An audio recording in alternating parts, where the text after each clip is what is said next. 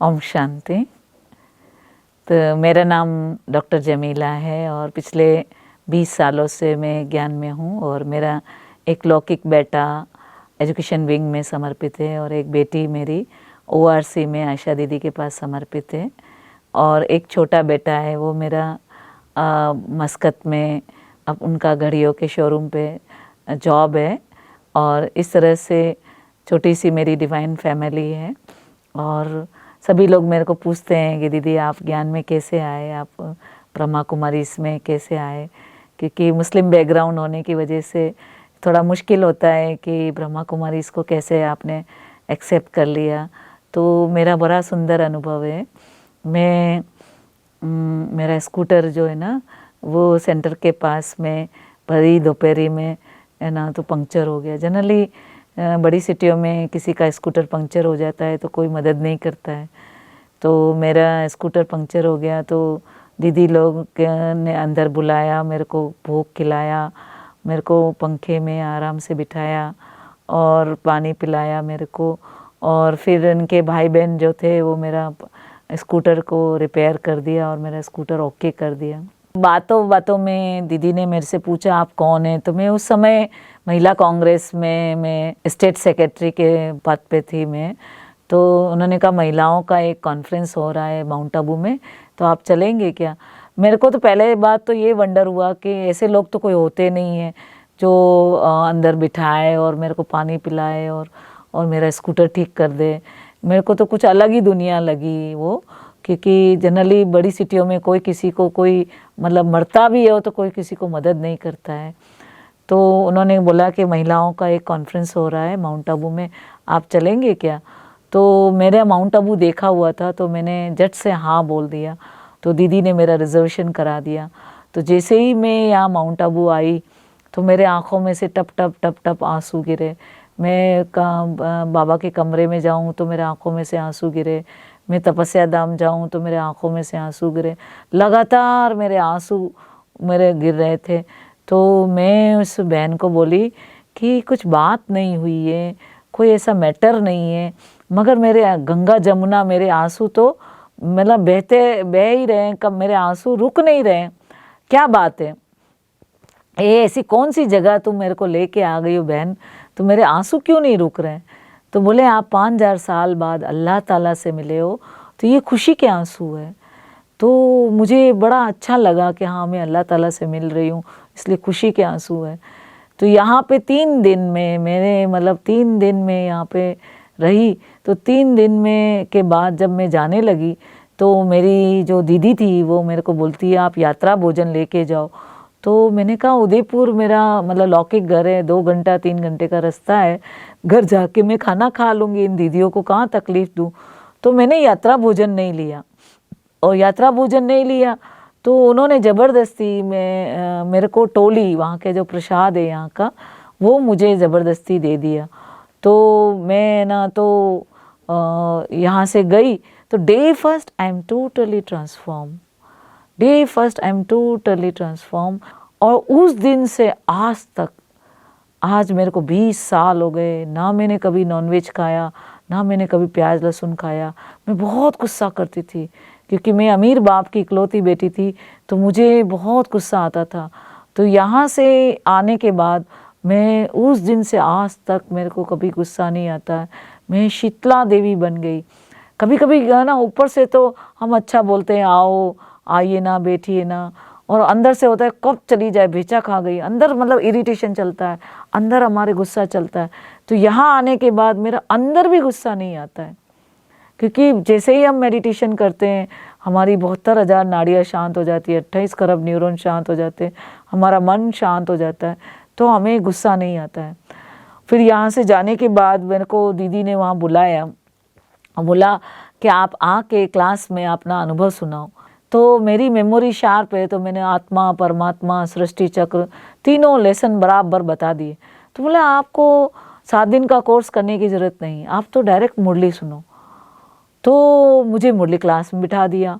अब वो मुरली तो मेरे बाउंसिंग जाए, वैसे बाउंसिंग बॉल जैसे जाती है, मुझे कुछ भी समझ में नहीं आया, सतयुग फलाना ढिमका ये त्रेता फलाना क्या है, वो स्वर्ग ने ये न क्या, कुछ भी समझ में नहीं आया। तो मेरी दीदी ने कहा आप रोज़ मुरली सुनने आना। तो मैंने को तो कुछ समझ में आया नहीं, क्योंकि मुस्लिम बैकग्राउंड होने के कारण वजह से मुझे कुछ भी समझ में नहीं आ रहा था। तो मैं गई नहीं, दूसरे दिन मैं गई नहीं। तो हमारी दीदी बहुत शार्प थी, उसके मोबाइल उसके हाथ में रहता था।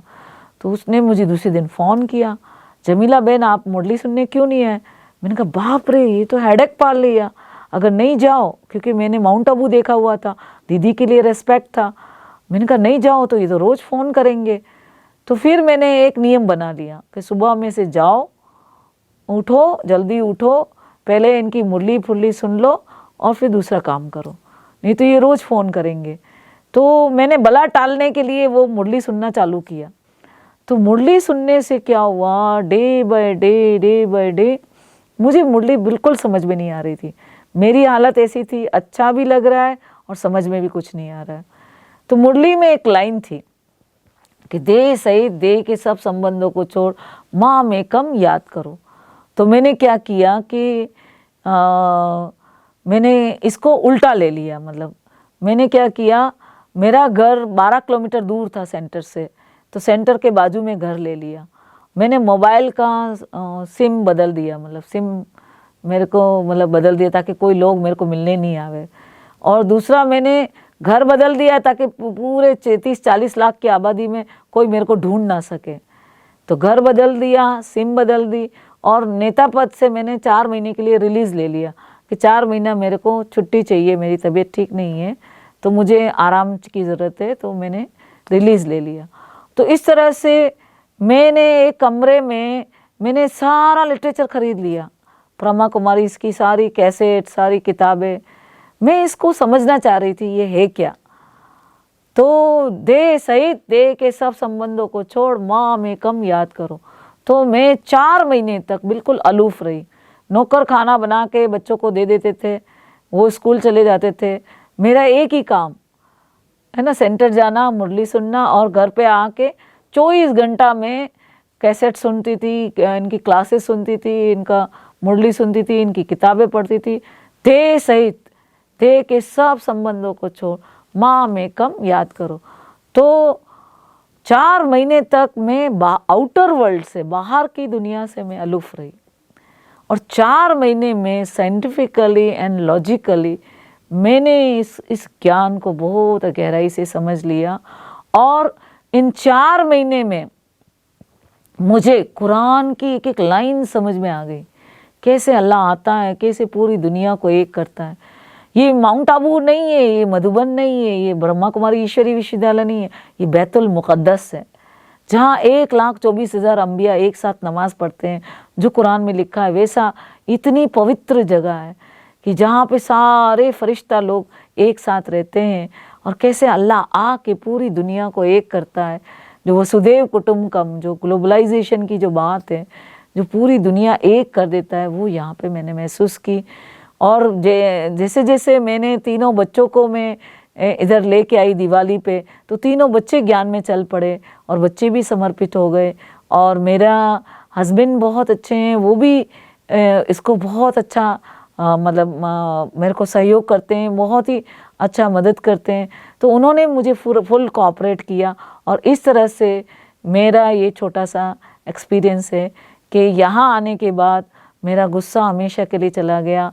मेरी जितनी भी बुरी खसलतें थी वो सब फिनिश हो गई, और मैं एक फरिश्ता और देवता बन गई। और जैसे जैसे मैं इस मेडिटेशन की गहराई में गई, मुझे उस हीलिंग पावर, सबसे बड़ा सर्जन, सबसे बड़ा डॉक्टर, है ना, सच्ची सच्ची, मैं उस समय स्थूल में हेल्थ मिनिस्टर थी, अब मैं ऐसा लगता है पूरे वर्ल्ड की हेल्थ मिनिस्टर हूँ।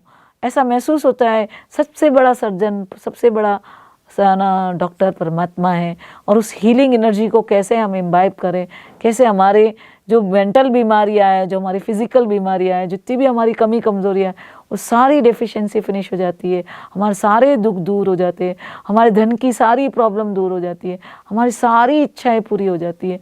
कैसे हम फुल हो जाते हैं, कैसे हम मुतमईन हो जाते हैं, कैसे हम संतुष्ट हो जाते हैं, कैसे हम पावरफुल बन जाते हैं, कैसे हम एनलाइटन हो जाते हैं, वो मैंने यहाँ आके डे बाय डे सीखा। मेरा जीवन बदल गया, मेरे बच्चों का जीवन बदल गया, मेरी फैमिली डिवाइन हो गई, एनलाइटन हो गई।